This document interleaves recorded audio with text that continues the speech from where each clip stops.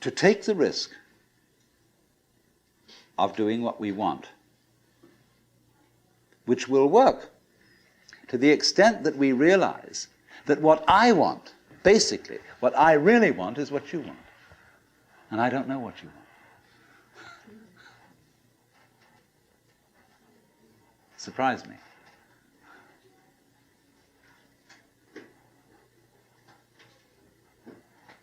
But that's the kinship between I and thou. So when I ask, I go right down to the question, which we started with. What do I want? The answer is, I don't know. When Bodhidharma was asked, who are you? Which is another form of the same question. He said, I don't know. Planting flowers to which the butterflies come. Bodhidharma says, I know not. I don't know what I want. Well, when you don't know what you want, you've reached the state of desirelessness.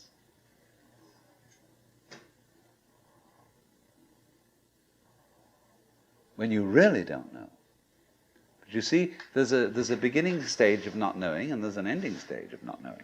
In the beginning stage, you don't know what you want because you haven't thought about it, or you've only thought superficially. And then when somebody forces you to think about it and go through and say, yeah, I think I'd like this, I think I'd like that, I think I'd like the other, there's the middle stage. Then you get beyond that. Say, is that what I really want? In the end you say, no, I don't think that's it. I might be satisfied with it for a while, and I wouldn't turn my nose up at it, but it's not really what I want. Why don't you really know what you want? 2 reasons that you don't really know what you want. Number 1, you have it. Number 2, you don't know yourself, because you never can. The Godhead is never an object of its own knowledge.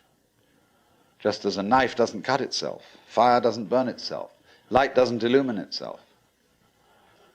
It's always an endless mystery to itself. I don't know.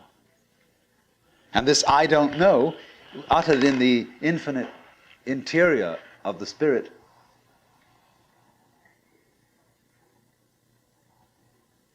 this I don't know is the same thing as I love, I let go, I don't try to force or control. It's the same thing as humility.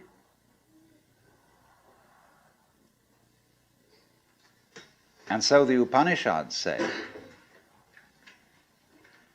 if you think that you understand Brahman, you do not understand, and you have yet to be instructed further. If you know that you do not understand, then you truly understand. For the Brahman is unknown to those who know it, and known to those who know it not.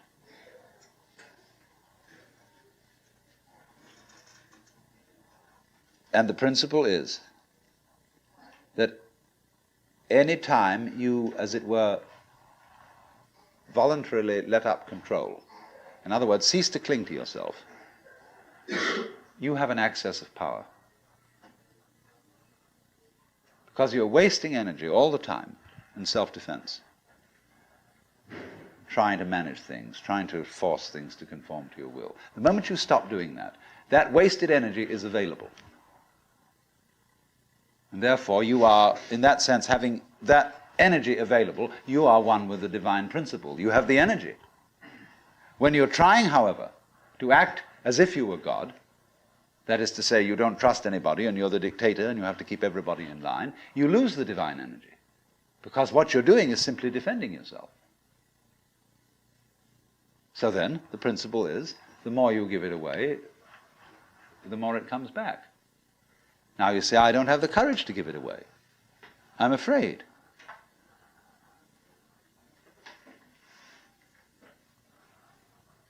And you can only overcome that by realizing you better give it away because there's no way of holding on to it.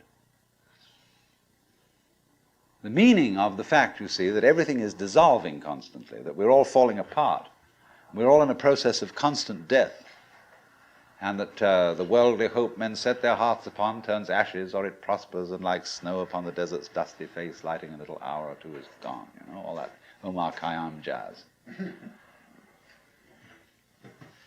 You know, the cloud-capped towers, the gorgeous palaces, the great globe itself, aye, all which it inherits shall dissolve, and like this insubstantial pageant faded, leave not a rack behind. All falling apart. Everything is.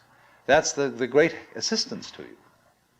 See, that fact that everything is in decay is your helper. That is allowing you that you don't have to let go because there's nothing to hold on to. It's achieved for you, in other words, by the process of nature. So once you see that you just don't have a prayer, and it's all washed up, and that you will vanish and leave not a rack behind, and you really get with that, suddenly you find you have the power, this enormous access of energy. But it's not power that came to you because you grabbed it. It came in entirely the opposite way. And power that comes to you in that opposite way is power with which you can be trusted.